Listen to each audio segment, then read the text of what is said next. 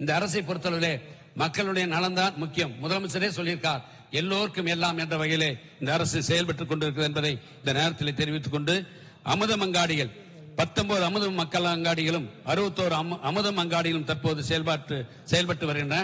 இவற்றை படிப்படியாக நவீனமாக்கவும் புதிய அமுதம் மக்கள் அங்காடியை தேவைப்படும் இடங்களை திறக்கவும் முடிவெடுக்கப்பட்டது. முதற்கட்டமாக அண்ணா நகர் மற்றும் கோபாலபுரம் அமுத அங்காடிகள் நவீனமயமாக்கப்பட்டன. கோபாலபுரம் அமுத அங்காடியை மாண்புமிகு துணை முதலமைச்சர்களே வந்து திறந்து வைத்தார்கள். அண்ணா நகர் அமுத அங்காடியை நானும் மத்திய நாடாளுமன்ற உறுப்பினரும் மரியாதைக்குரிய அண்ணா நகர் சட்டமன்ற உறுப்பினர் அண்ணன் M.K. மோகன் அவர்களும் திறந்து வைத்தோம்.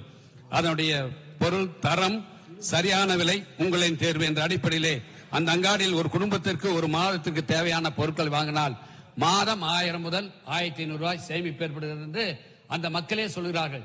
அதனால் பொதுமக்கள் மத்தியிலே அமுதம் அங்காடி மீது நல்ல வரவேற்பு பெற்றிருக்கிறது.